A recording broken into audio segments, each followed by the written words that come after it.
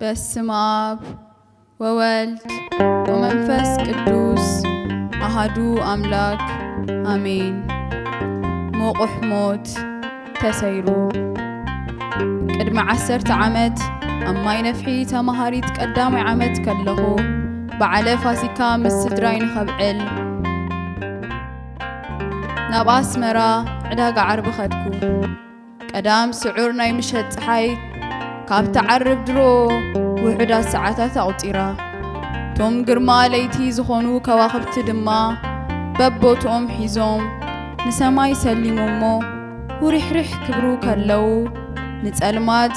ክንድዚ ጽባቐ ንዝፈጠረ ኣምላኽ ብጥበቡ እንዳስተንከርኩ በዓለ ትንሣኤ ንኸኽብር ንቤተ ክርስቲያን ኣምራሕኩ። ቤተ ክርስቲያን ምስ በጻሕኩ ተሳሊመ ኣብ ድሕሪት ጠጠው በልኩ። ኩሉ ሰብ ጻዕዳ ክዳን ተኸዲኑ ኣብ ማእከልቶም ቀዳስያን ካህናትን ዲያቆናትን ተሰጦ ዝቕበል ህዝቢ ኮይንካ ቅዳሴ ክሰምዕ ኮለኻ ምስቲ ዕጣንን ሓሓሊፉ ዝተወልዐ ጥዋፍን ተሓዊሱ ንሕልና ዝምስጥ ብመሳልል ዜማ ናብ ሰማይ ዝዓርግ ኩነታት ጸንሓኒ። ገና ነቲ ፍሉይ ኩነታት ኣስተማቒረ ኸይወዳእኩ ቅዳሴ ተወዲኡ መዘምራን ልብሲ ተኸዲኖም ብበገናን መሰንቆን ተዓጂቦም ናይ ዕለቱ መዝሙር ከቕርቡ ጀመሩ። ዘመን ጸልማት ሎሚ ተሳዒሩ ብትንሣኤኻ ሞቁሕ ሞት ተሰይሩ ተሳጊሩ ህዝብኻ ብዓወት ካብ ባርነት ናብ መሰል ወልድነት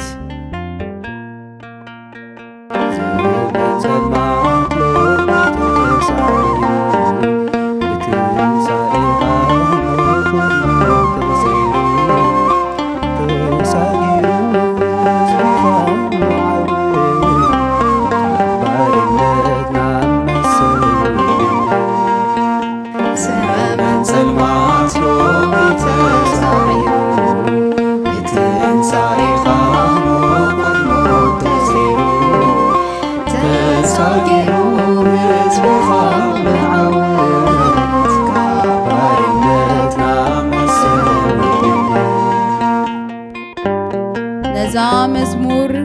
ቅድሚ ሕጂ ሰሚዐያ ይፈልጥ ይኹን እምበር ከምዛ ምሸት እዚኣ ገይረ ኣስተማቒረያ ኣይፈልጥኒ። እቲ ዜማን ግጥምን ተዋሂዱ እቶም ዘመርቲ ብልኡም ድምፂ ክዝምሩ ከለው ውነይ ተሰሊበ ፍጹም ሓጎስ ወረረኒ።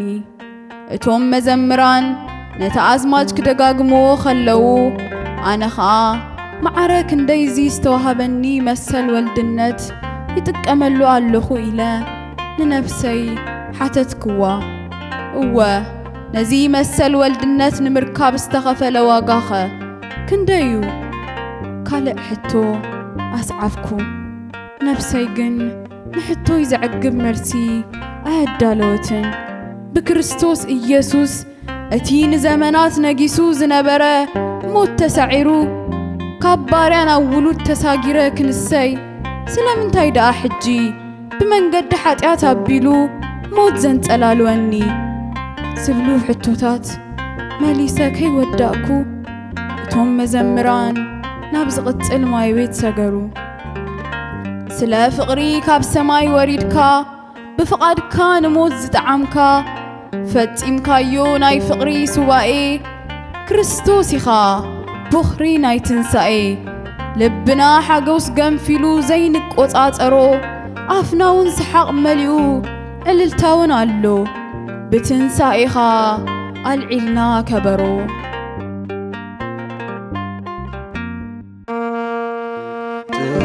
ፍቕሪ ካብ ሰማይ ወሪድካ ብፍቓድካ ንሞት ዝጠዓምካ ፈጺምካዮ ናይ ፍቕሪ ሱባኤ ክርስቶስ ኢኻ ብኽሪ ናይ ትንሣኤ። ፈጺምካዮ ናይ ፍቕሪ ሱባኤ ክርስቶስ ኢኻ ብኽሪ ናይ ትንሣኤ። ልብና ሓጎስ ገንፊሉ ዘይንቆ سحق مليئو عللتاون አሎ بتنسايخ عنا كبرو بتنسايخ عنا كبرو እቶም መዘምራን ነቲ ማይ ቤት ብበሪኽ ድምፂ ጀሚሮም ክርስቶስ ንስለ ፍቕሪ ክብል ንሱ ብባህሪኡ ኣምላኽ እኳ እንተኾነ ነቲ ምስ ኣምላኽ ዝነበሮ ማዓርነት ኣይገድፍን ኢሉ ኸይተኸራኸረ ብፍቓዱ ንሞት ጥዒሙ ብኽሪ ናይ ትንሣኤ ምዃኑ ነገሩኒ ነቲ ምእንታይ ክብል ዝበጽሖ መከራን ኣብ ምድሪ ዝተመላለሶም ከዓ ናይ ፍቕሪ ስዋኤ ኢሎም መሰልዎ ብሓቂ ናይ ፍቕሪ ስዋኤ ማለት እኮ ኩሉ ናይ ምድሪ ዋኒንካ ወንዚፍካ ሙሉ ብሙሉእ ኣብ ምድሪ ኸለኻ ናብ መንፈሳዊ ዓለም ክትጓዓዝ ትለብሶ ዕጥቂ እዩ ክርስቶስ ከዓ ንልዕሊ 33 ዓመታት ነዚ ናይ ፍቕሪ ስዋኤ ሒዙ እቲ ካብ ሰባት ዝገጥሞ ዝነበረ ተጻብኦ ከይዓገቶ ካብ ቤተልሔም ክሳብ ቀራንዮ ተጓዒዙ ንሞተይ ብስጋ ሞይቱ ንዘለዓለም መንግስቱ ክወርስ በሪ ኸፊቱለይ ነቲ ናይ ፍቕሪ ስዋኤ ከዓ ብትንሣኤ ይዛዘሞ እምበር ንዓይ ካብ ባርያ ናብ ውሉድ ንምስግጋር ዝተኸፈለ ዋጋ ብወርቅን ብብሩርን ስትመን ዘይኮነስ ካብ ኩሉ ዝበልጥ ደሙ እዩ ኸፊሉለይ ብርግጽ ንዘለዓለም ሕያው ኮንካ ምስ ኣምላኽ ከም ምንባር ዝዓቢ ነገር የለም ነዚ ከዓ ከመይ ብዕልልታን ከበሮን ጸናጽል በገና መሰንቆን ናይ ምስጋና መዓዲ ዘይስርዖ ኢለ ክሓስብ ከለኹ መዘምራን ምሳይ ዝቀዳደሙ ዘለውን ክመስሉ ድሮ ነቲ ኣዝማች ደጊሞም ናብ ካልኣይ ማይ ቤት ቀጸሉ ነቶም ንሞት ዝተመደቡ ኣዊጅ ካሎም ድሕነትካ ክጸግቡ ካብ ዓዲ ሞት ካብቲ ጠልማት ዓለም ተመሊሶም ሙሩኻት ኢየሩሳሌም ልብና ሓጎስ ገንፊሉ ዘይንቆጻጸሮ ኣፍናውን ስሓቕ መሊኡ እልልታውን ኣሎ ብትንሣኤኻ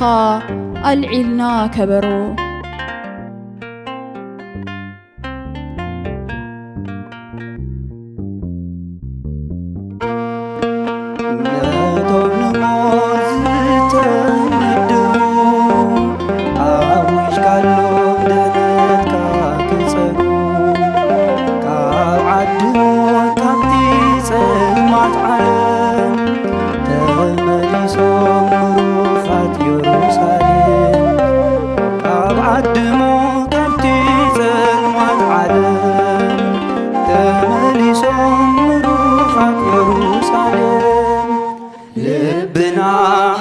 ገንፊሉ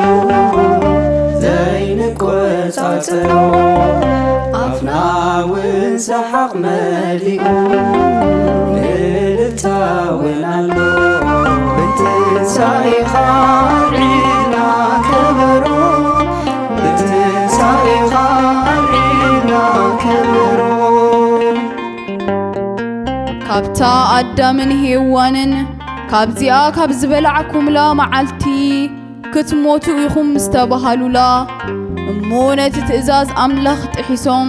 ነታ ዕፀ በለስ ዝበልዑላ መዓልቲ ሞት ነጊሱ ኩሉ ዘርአ ኣዳም ከዓ ኣብ ትሕቲ ዓርዑት ባርነት ሞት ኣትዩ በቃ ንሞት ተፈሪዶም ኣብ ድቕድቕ ጸልማት ኮይኖም ብስቓይን መከራን ከቕለውልዉ ኸለዉ ልዕሊ ሞት ስልጣን ዘለዎ መጺኡ ከውፅኦም ሃንቀው ክብሉ ይረአዩኻ ኣምላኽ ግን በቲ ቃሉ ከይዓጽፍ በቲ ኸዓ ውሉዱ ከናግፍ ነቲ መርገም ናይ ኣዳም ናብ ነፍሱ ጸዓነ በጃ ኣዳም ኮይኑ ነቶም ብሞት ተማሪኾም ዝነበሩ ነቲ መቑሕ በቲኹ ሓርነት ኣወጀሎም ታ ቀዳመይቲ ትእዛዝ ኣይትብላዕ እንተበሊዕካ ክትመውት ኢኻ ዝነበረት ሕጂ ግን ስጋይን ደመይን ብላዕ እሞ ብህይወት ክትነብር ኢኻ ተቐይራ እናሃለወት أب أفدق كبور مأدو زنبي ملس مهلاوي ندحزنني نتوم بهوت زلنان نتوم بسقاق قديمو منازموتون بمعرى ورست منقستو مقبارو خاء يحقسني سلازي لبنا حقوس كجنفل أفنا سحق كملئ كبي يكون لنا كما يزين درقحو قالاتنا يمسقانا قنا كالأي ماي بيت استنتينا خي ودأكو زمرتي حجون نفسال سي ماي بيت قتلو تنسائي خانتهم زعمنا بفقر خاقت كابرهالنا زل عالم أبخا تسفانا أمانوئيل بجانا كلنا لبنا حقوس قنفلو زينك قطعطرو عفناون سحق ملئو التاون اللو بتنسايخا العلنا كبرو تنسايخا نتوم عملنا بفقرخا نسكابرهالنا بالعالم أبخا تسفانا أمانوئيل بجانا كلنا بالعالم أبخا تسفانا أمانوئيل بجانا كلنا لبنا حقوس قنفلو زينك وتعترو عفنا ونسحق مليو التاون اللو تنسايخا علينا كبرو تنسايخا علينا كبرو اتهم مزمران حجون تسفين امنتين أمن كخون كم زلوو بتاسال سيتي ماي بيت جروم عزخا خروني دقيم كم تيك الدوس باولوس زبلو كميت براسي زي مبراس اتي موات خا زي ممات كلبس يقبويو اتي براسي زي مبراس اتي مواتي زي ممات مسلبسة شعو موت بعوت توحتة زبل قال صحوف كفت أميو أو موت أبي اللو عوتكا أو موت أبي اللو موقعكا قداماي قرمطوس معراف 15 كف قري 55 سقاب 56 يبل أمو موت كونا حاتيات بكريستوس تسعيرو كنسو بتي سعور تسعيرنا كابت غند قندي ويني كنسلع قريبنا بالحتت رايت التقليلنا زلنا كندا يكون نخون تاناي موداتا ملخت كتنفح كا كما يزعينتهم سبات كوينا خنتأنح اتي استوهابنا نايدحنت عربون عشاش بمبال مستوم بتقامو زقومو ديو فردنا ويس من قدي تركي تقوعيزنا مستوم بيمانو زقومو إنا أي فالنان أين عشو بسمو بممان باها كاب حاتيات مويتنا بهوت كنبر اللونا بحقي أمنتنا وغيرنا نزل عالم كنبر سلطان كاب توهابنا دقيم كان مسكنينا قال انتا يسرح اللونا أنا بحسابتهم مزمران بزيما بحاد هرمت لبي تنسأي كنسبخ أبكي كاني إخمو تمسكن أملخي إلى ناي تنسأي مسكال تساليما نبيتي أمرحكم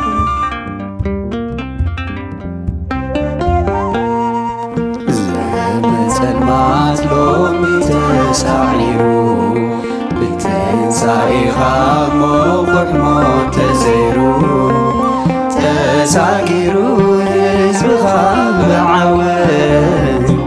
كبارنا نامسن ولدنا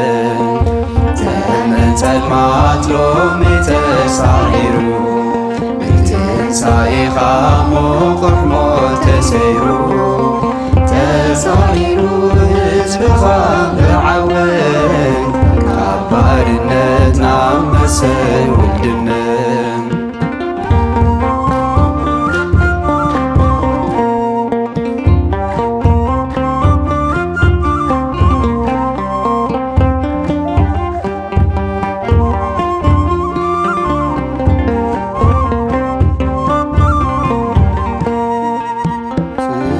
ብፍቕሪ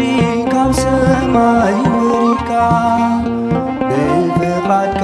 ንሞት ዝተዓንካ ፈጺምካዮ ናይ ፍቕሪ ስዋየ ክርስቶስ ኢኻ በኽሪ ናይ ትንሣኤ ፈጺምካዮ ናይ ፍቕሪ ስዋየ ክርስቶስ ኢኻ በኽሪ ናይ ትንሣኤ ልብና ሓጎስ ገንፊሉ ዘይንቈጻጽሮ ኣፍና እውን ሰሓቕ መሊኡ ዕልልታ እውን ኣሎ ትንሣኤኻ ኣልዒልና ከበሮ ትንሣኤኻ ኣልዒልና ከበሮ ዘመን ጸልማት ሎሚ ተሳዒሩ ትንሣኤኻ ሞቆት ሞት ተሰይሩ ተሳጊሩ ሕዝብኻ ብዓወት ካብ ባርነት ናብ መሰል ውድነት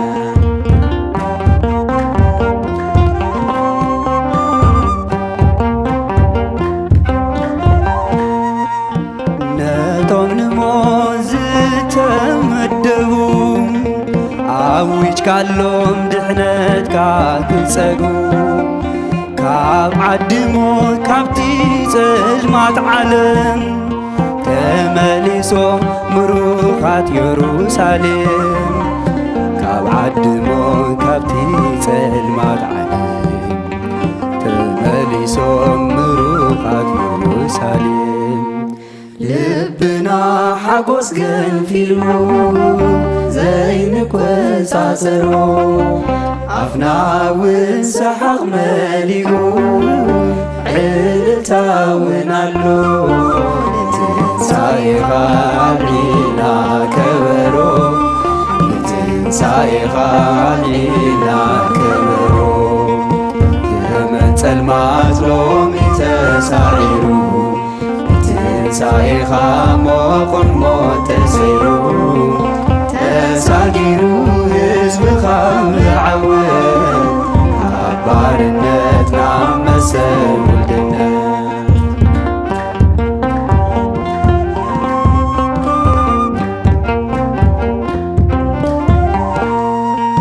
ትንሣኤኻ ነቶም ዝኣመና ብፍቕርኻ ገጽካ ኣብራሃልና ዘለዓለም ኣባኻ ተስፋና ኣማኑኤል በጃናይ ኩልና ዘለዓለም ኣባኻ ተስፋና ኣማኑኤል በጃናይ ኩልና